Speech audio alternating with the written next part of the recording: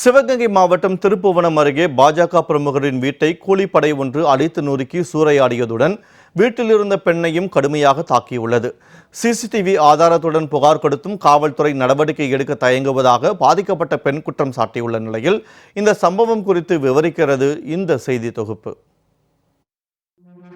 இரவு நேரத்தில் ஹெல்மெட் அணிந்து கொண்டு கையில் ஆயுதங்களுடன் வீட்டினுள் நுழையும் இந்த கும்பல் வடமாநில திருட்டு கும்பலோ அல்லது பவாரியா கொள்ளையர்களோ அல்ல. தமிழகத்தில் மிரட்டலுக்காக களமிறங்கிய கூலிப்படையினர். சிவகங்கை மாவட்டம் திருப்புவனம் அடுத்துள்ள எம்ஜிஆர் நகர் பகுதியில் வசித்து வருபவர் பாண்டி. மாவட்ட பாஜக சிந்தனை பிரிவு தலைவராக இருக்கும் இவருக்கு சித்திரை செல்வி என்ற மனைவியும் ஆதீஸ்வரி என்ற மகள் உட்பட 4 பிள்ளைகள் உள்ளனர். இடம் வாங்கி விற்கும் ரியல் எஸ்டேட் புரோக்கராக வேலை செய்து வரும் பாண்டி தனது சொந்த ஊரான கீழராங்கியத்தில் ஒருவருக்கு 500 ஏக்கர் நிலம் வாங்கி கொடுத்துள்ளார். இந்த விவகாரத்தில் அவருக்கும் அதே ஊரைச் சேர்ந்த முருகானந்தம், காரைக்குடியைச் சேர்ந்த வீரப்ப செட்டியார் ஆகியோருக்கும் இடையே தகராறு ஏற்பட்டதாக சொல்லப்படுகிறது. இது தொடர்பாக இரு தரப்பினருக்கும் இடையே பலமுறை போனில் வாக்குவாதம் வெடித்திருக்கிறது. அவ்வப்போது வீரப்ப செட்டியாரின் பேரில் முருகானந்தம் பாஜக பிரமுகரான பாண்டிக்கு கொலை மிரட்டலும் விடுத்ததாக கூறப்படுகிறது. இப்படி இரு தரப்பினரிடையே அடிக்கடி முட்டல் மோதல் இருந்து வந்த நிலையில் சம்பவத்தன்று முருகானந்தம் 10க்கும் மேற்பட்ட கூலிப்படையினரை சரித்திர பதிவேடு குற்றவாளியான கௌதம் என்பவர் தலைமையில் களமிறக்கியதாக கூறப்படுகிறது. எதிர்பாராத நேரத்துல வீட்டுல ஆம்பளைங்க இல்லாதப்ப வீட்டுல கௌதம்ன்ற பையன் பேச நல்லா எங்களுக்கு தெரியுது. அவன் கூலிப்படையை கூட்டு எங்களுக்கு சண்டே காணாம மேல இருந்துச்சு மிரட்டினது எங்களை. ஆனா எல்லா பேருமே வீடு அடிச்சு நொறுக்கி பொம்பளைங்க எல்லாத்துக்குமே அடி, எல்லாத்துக்குமே காயம், பச்சை குழந்தைங்களுக்கு முதல்ல காயம். இப்படி குழந்தைங்களுக்கு கூட பாதுகாப்பு இல்லைன்னா எதுக்கு இந்த திருப்பூர் ஸ்டேஷன் நாங்க புகார் அளிக்கணும்?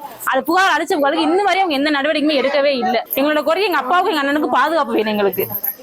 எம்ஜிஆர் நகர் பகுதிக்கு வந்த அந்த கூலிப்படை கும்பல் ஹெல்மெட் அணிந்தபடி சுத்தியல், இரும்புராடு போன்ற ஆயுதங்களுடன் பாஜக பிரமுகர் பாண்டி வீட்டின் முன்பக்கத்தில் இருந்த பெட்டிக்கடையை அடித்து நொறுக்கியுள்ளது. வீட்டில் இருந்தவர்கள் எவ்வளவு கூப்பாடு போட்டும் அதை கண்டு கொள்ளாத கூலிப்படையினர் கடையை சூறையாடினர். பாண்டியின் பெட்டிக்கடை உடைத்து சூறையாடப்படுவதை அவரது மகள் ஆதீஸ்வரி எவ்வளவு தடுத்தும் கேட்காத கூலிப்படை கும்பல் அவரை மண்டையில் அடித்து தாக்கியுள்ளது. இதில் நிலை தடுமாறி அவர் கீழே விழுந்துவிடவே அங்கிருந்தவர்கள் காவல் நிலையத்திற்கு போன் செய்து தகவல் கொடுத்துள்ளனர். இதனை அறிந்த அந்த கும்பல் அங்கிருந்து தப்பி ஓடியுள்ளது. இதுகுறித்து பாண்டியின் மகள் ஆதீஸ்வரி சிசிடிவி ஆதாரங்களுடன் திருப்புவனம் காவல் நிலையத்தில் புகார் அளித்துள்ளார். ஆனால் இதுவரை போலீசார் எந்தவித நடவடிக்கையும் எடுக்கவில்லை எனவும் தன்னுடைய தந்தைக்கும் சகோதரனுக்கும் பாதுகாப்பு இல்லை எனவும் ஆதீஸ்வரி தெரிவித்துள்ளார்.